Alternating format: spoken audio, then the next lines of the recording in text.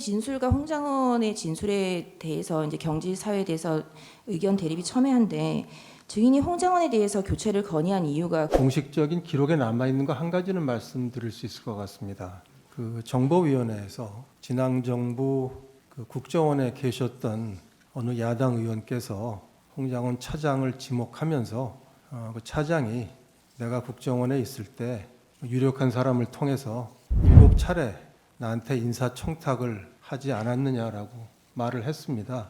전 깜짝 놀랐고 거기 들었던 모든 사람들이 깜짝 놀랐을 텐데 그 지난 정부 국정원과 관련했었던 야당 관련한 사람 유력한 사람이라 누구를 말씀하시는 거죠? 홍장원이 계엄 다음 날인 2024년 12월 4일 오후 4시경 증인이 이재명에게 그러니까 국정원장님한테 이재명에게 전화를 해보세요라는 말을 하였죠. 그 이재명 대표에게 전화 한번 하시죠 이렇게 얘기했습니다.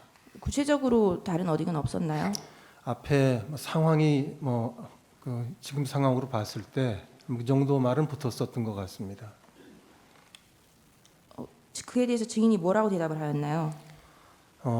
국정원은 다른 정부기관보다 정치 중립을 더 엄격히 지켜야 되는 데입니다. 국정원법에 정치 중립 조항이 있을 정도입니다. 그래서 제가 말을 이렇게 했습니다. 평상시에도 국정원장이 야당 대표하고 연락을 하는 거는 정치적으로 해석될 소지가 큰데 12월 4일 지금 이 시점에서 아주 정치적으로 민감한 시기에 제가 평소 연락도 하지 않는 야당 대표에게 연락을 한다고 하면 그건 누가 보더라도 정치적으로 해석될 수밖에 없으니까 하면 안 되는 일이다 하고 얘기를 하고 안 하겠다고 했습니다. 증인의 진술과 홍장원의 진술에 대해서 이제 경지사회에 대해서 의견 대립이 첨예한데 증인이 홍장원에 대해서 교체를 건의한 이유가 그것뿐인가요? 한 1년 정도 같이 일을 했기 때문에 이런저런 제가 보고를 받게 됩니다. 홍장원 차장의 장점도 있고 또 홍장원 차장의 단점에 대한 보고도 제가 받게 되는데 이런저런 이제 얘기들을 보고를 받기 때문에 또 저로서는 이제 한 1년쯤 됐습니다. 정무직들 임명된 지가. 그래서 홍장원 차장에 대해서 이제 모든 정무직에 대해서 인사 부분을 생각할 때고요. 그다음에 이제 여기서 뭐 자세한 말씀을 드리는 건 적절치 않다고 보지만 공식적인 기록에 남아 있는 거 한 가지는 말씀드릴 수 있을 것 같습니다. 그 여름쯤인데 그 정보위원회에서 지난 정부 그 국정원에 계셨던 어느 야당 의원께서 홍장원 차장을 지목하면서 그 차장이 내가 국정원에 있을 때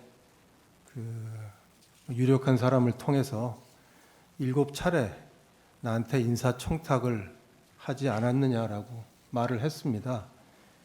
그래서 그 얘기를 들으면서 아마 전 깜짝 놀랐고 거기 들었던 모든 사람들이 깜짝 놀랐을 텐데 그런 걸 보면서 홍장원 차장의 특히 이제 정치 중립과 관련해서 제가 어떻게 생각을 해야 될지 조금씩 머릿속에서 생각을 하게 됐다는 말씀드립니다. 그건 뭐 정보위원회에서 있었던 회의 중간에 있었던 얘기니까 아마 속기록도 남아 있을 것으로 생각합니다.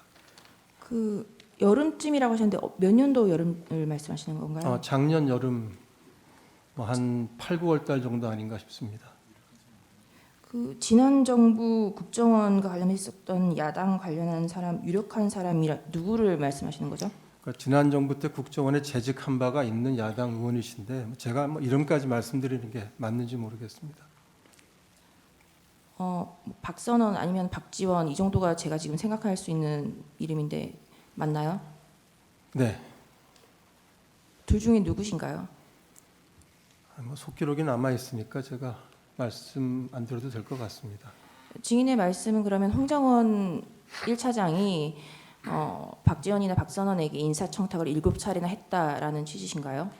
네, 그렇게 야당 의원이 발언을 했습니다.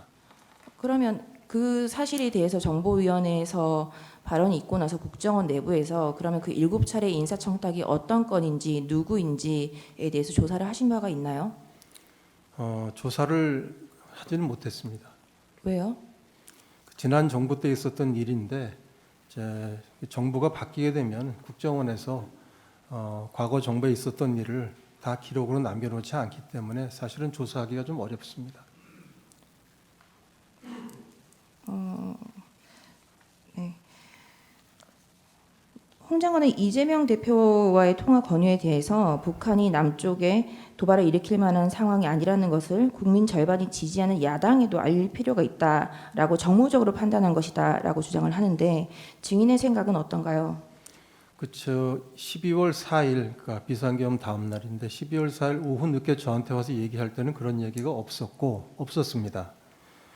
12월 5일 그 다음 날 정무직 회의를 시작하는데 홍장원 차장이 과거 박근혜 대통령 탄핵 시절에 한 7, 8년 된 신문 기사를 하나 가지고 와서 제 앞에 놨습니다. 그러면서 어제 제가 말씀드린 게 이런 취지였습니다라고 얘기를 했고 그것뿐이었습니다. 사후에 얘기를 한 것이고 지금 저 변호사님 말씀하시는 그런 얘기들을 저한테 직접 한 적은 없습니다. 당시 홍 장관이 들고 왔었던 신문 기사 내용이 어떤 것인가요?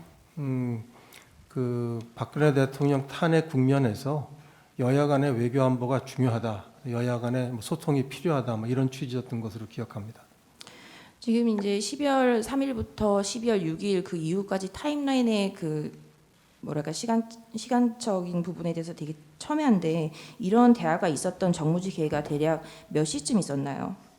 12월 5일 비상계엄 이틀 후입니다. 12월 5일 아침에 제가 정무직 회의 보통 9시 반에 하니까 아마 그때였을 것입니다. 네.